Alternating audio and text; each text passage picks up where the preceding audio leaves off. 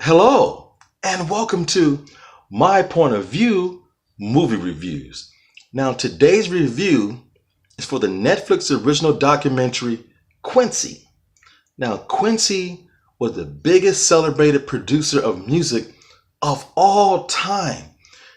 To give you an idea what this man have done over the years, everybody watching this video currently right now, some way or some form has been touched by Quincy Jones. He got his start when he was a teenager playing music, and he loved the piano.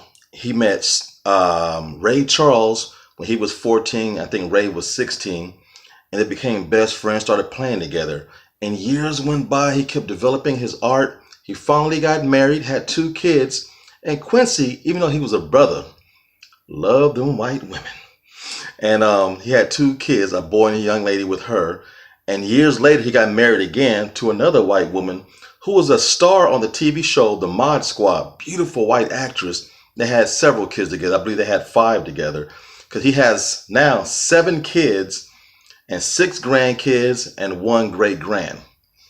This man has done it and seen it all, from their 50s all the way up until now. Give you an example. Can you recognize this tune from the 1970 show? Boom, boom, boom, boom, boom, boom, boom, boom, boom, boom, boom, boom, boom. Down, boom, boom, boom, boom, boom, boom, boom. Sanford and Son theme song for that show. Quincy Jones produced the music. Frank Sinatra, one of the greatest singers of all time, worked with Quincy Jones way back in the day when race relations wasn't tight like that. Frank Sinatra took this man under his wing and he taught him everything he know. That tells you all you need to know about Quincy Jones. He's also, who liked the show The Fresh Prince of Bel-Air? He produced that show. Every black family watching this video seen the movie Roots on TV. He produced Roots. Steven Spielberg's one of his greatest films of all time, The Color Purple. Guess who produced it? Quincy Jones. The Wiz, the black version of The Wizard of Oz. Who produced it? Quincy Jones, and he also did the music. And who played the Scarecrow in that movie? Michael Jackson. And during the time, Michael Jackson was breaking off into his own and looking for a new producer. And he went to Quincy for advice. Quincy like, man, look, I don't know what to tell you. Keep searching. Quincy watched his work ethic on the movie The Wiz. Michael came to work at 5 o'clock in the morning, did 4 hours of makeup. He sang, he danced, he knew everybody else's lines. He knew everybody else's verses to the song. So Quincy said, man, you just found yourself a producer. Me.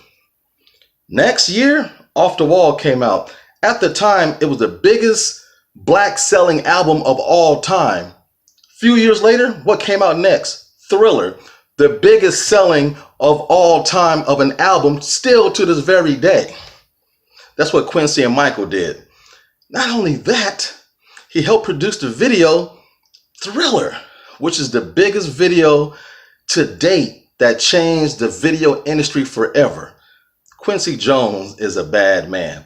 And when hip hop in the 80s started getting popular, he wanted to infuse hip hop and jazz in one of his albums. He did it in 1989, and guess what? He won a Grammy for that. This man had over 79 Grammy nominations. I believe he won 27. The man is a musical genius. He's also got into politics later in life. This man kicked it with Republicans and Democrats, all the famous presidents. He was a dude who cared about life. And during the hip hop era, he sat down with the brothers and the sisters from the hood and tried to bring a coalition together to stop gang violence, to stop police violence. The man got involved. He didn't just speak it, he walked it. Right there in the neighborhoods, in the ghettos, and try to bring people together. The man was amazing and still is. He's still producing shows to this very day. And one of the things I liked about him the most, he was very, very secure who he was when it came to black music. Now, his mother At a young age, suffered from schizophrenia. She was crazy. She was taken off in front of him in a straitjacket.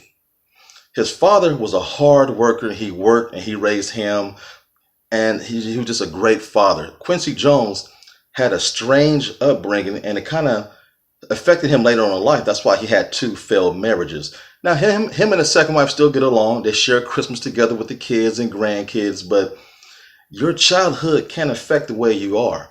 Not only that, it drove him to be the best at what he was. He is one of the best music composers of all time, not just producers. And when you work that hard, it takes away from your family.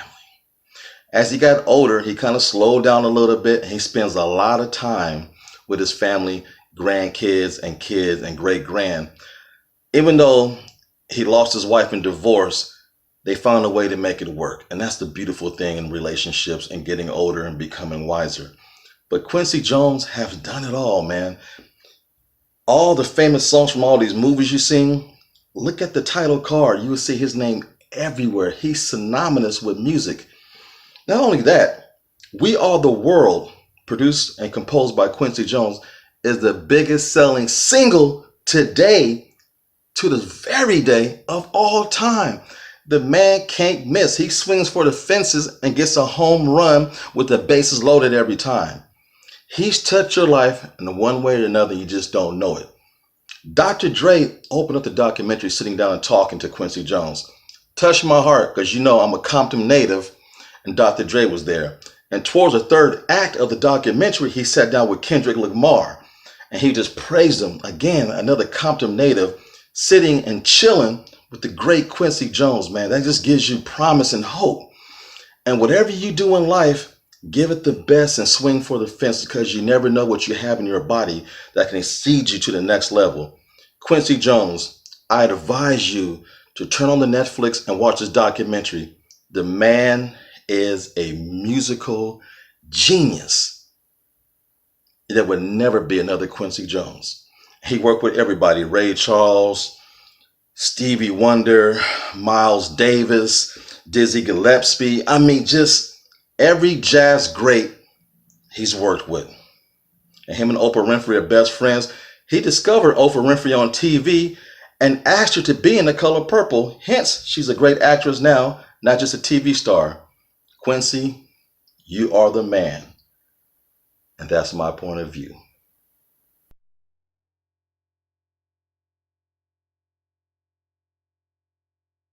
Now, today's review is for the Netflix original documentary, Quincy. Now, Quincy Jones is the best, most celebrated producer of music of all time. He was born in the late 1930s in South Central